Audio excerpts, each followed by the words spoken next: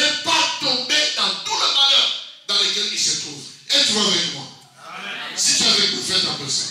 Faites un peu ça. Je vous avais dit depuis le départ que moi j'insiste sur la compréhension de la parole de Dieu. J'ai dit au pasteur la prochaine fois si je viens ici, que ce soit pour une campagne d'évangélisation. Je veux faire que les guérisons, on va prier pour les guérisons de délivrance. Mais aujourd'hui, écoutez la parole. Amen. La Bible va dire dans l'Ecclésiaste chapitre 9, le verset 11, que la vie de l'homme, en bref, dépend des temps et des circonstances. La notion de temps est une notion très importante dans la vie. Il y a des choses, si tu les rates en ces temps-là, tu risques de ne plus les retrouver. Ainsi en est du temps de la grâce.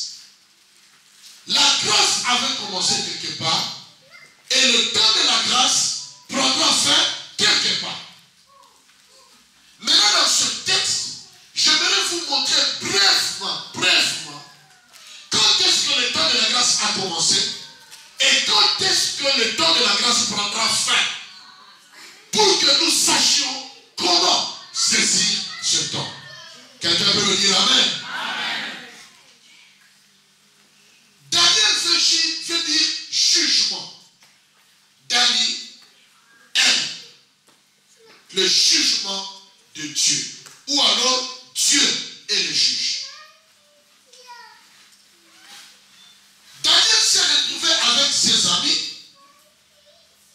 dans le pays de Babylone, actuellement Irak et quelques villes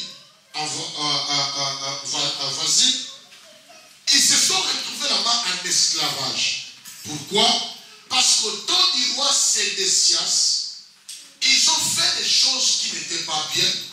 Alors Dieu a permis aux Chaldéens, qui se trouve être un peuple qui était dans la Mésopotamie, où même Abraham a été tiré. Dieu a pris ce peuple et leur a dit d'aller attaquer le peuple d'Israël. Or, la seule façon d'attaquer le peuple d'Israël pour que Dieu soit touché était de toucher le temple, mais plus précisément l'autel de Dieu. Est-ce que tu es avec moi? Amen. Est-ce que tu es avec moi? Amen. Celui qui voulait faire pécher le peuple de Dieu, le peuple d'Israël, devrait profaner quoi? L'autel.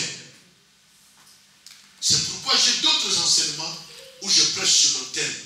Et je ne permets pas à tout le monde de se tenir sur l'autel. Parce que l'autel est plus vieux que les temples.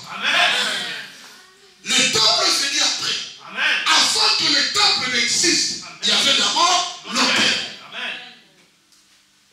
Et même pour prendre l'autel et placer dans la salle, on faisait toute une cérémonie. Pourquoi?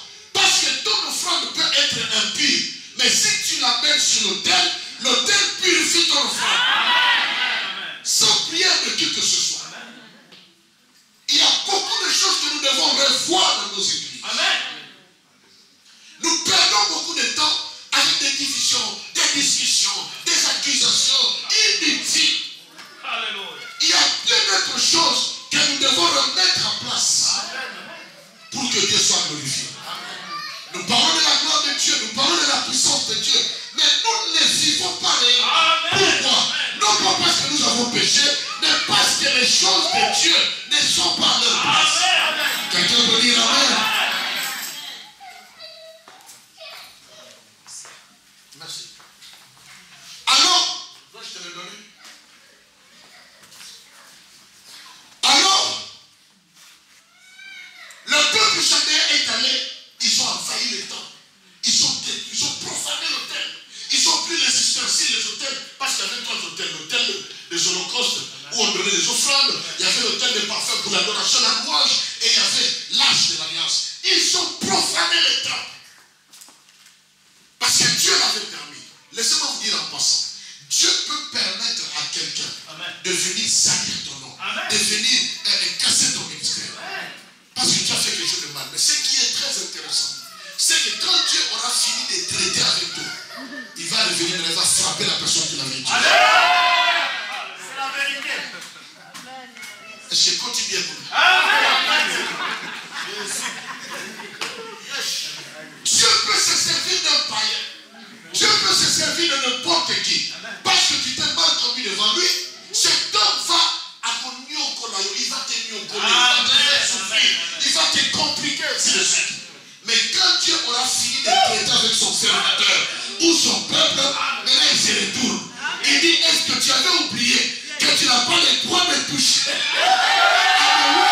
Et il va frapper la personne. Nous lisons tout ça dans Daniel 9. Alors quand toutes ces choses se sont passées, ils ont capturé quelques enfants, des jeunes. Parmi ces jeunes, il y avait Daniel. Et les 3 amis de Daniel. Excusez-moi, moi je n'aime pas tellement qu'on donne aux enfants les noms de Abed-Nego, Shadrach, Meshach. Parce que ça sont des noms de divinités qui leur été donnés en Babylonie. Amen. Mais eux, ils avaient leur nom. C'était Michael, c'était d'autres noms. Il ne faut pas donner le nom parce que ça sonne bien. Abed-Nego. Il faut comprendre la signification. Amen. Ce sont des noms de divinités babyloniennes qu'on avait donnés à ces amis de Daniel qui n'étaient pas les Babyloniens mais qui étaient les Hébreux. Et en tant qu'Hébreux, ils avaient leur nom. Amen. Mais à cause de ceux qui priaient à eux, on leur a donné d'autres noms. Nous connaissons l'histoire. Ils se sont retrouvés en esclavage, en captivité dans la Babylonie, vers Irak actuellement.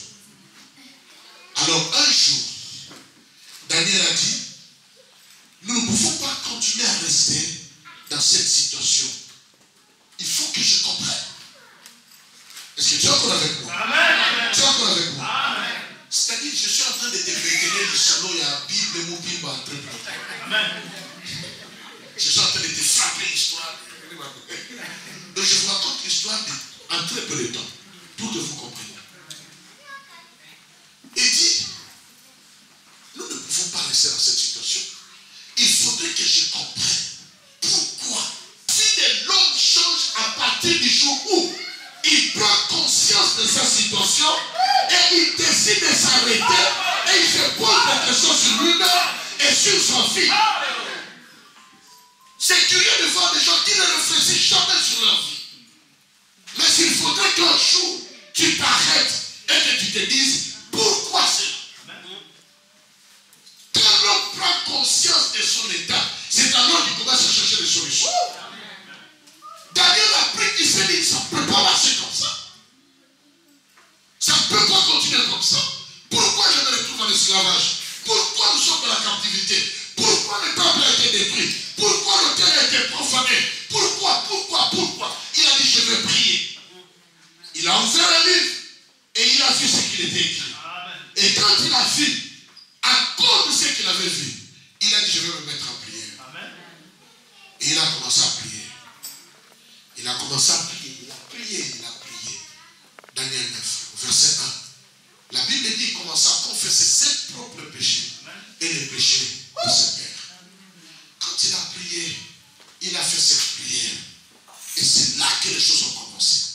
Il a dit ceci dans sa prière. Il a dit, Seigneur notre Dieu, lorsque tu as fait sortir ton peuple d'Égypte grâce à ta force irrésistible, tu as acquis une renommée qui subsiste encore aujourd'hui.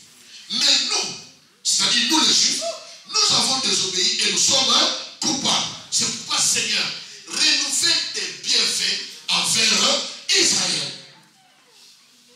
Pourquoi? Parce que je vous ai dit que le peuple que Dieu, la nation que Dieu a choisie, ce ne sont pas les Congolais de Kinshasa ni de Brazza, mais sont les peuples d'Israël. Un pays entouré de eaux et tout, c'est bien. Ça peut être le Congo, ça peut être tout ce que vous voulez. Amen. Mais conformément aux Écritures, la seule nation, le seul peuple que Dieu a choisi pour être son peuple, c'est le peuple d'Israël. Mais parce qu'ils ont désobéi, tout ce que je vous ai raconté précédemment leur est arrivé. Amen. Mais un homme s'est levé pour dire, Père, est-ce que tu ne peux pas renouveler ton amour vis-à-vis d'Israël?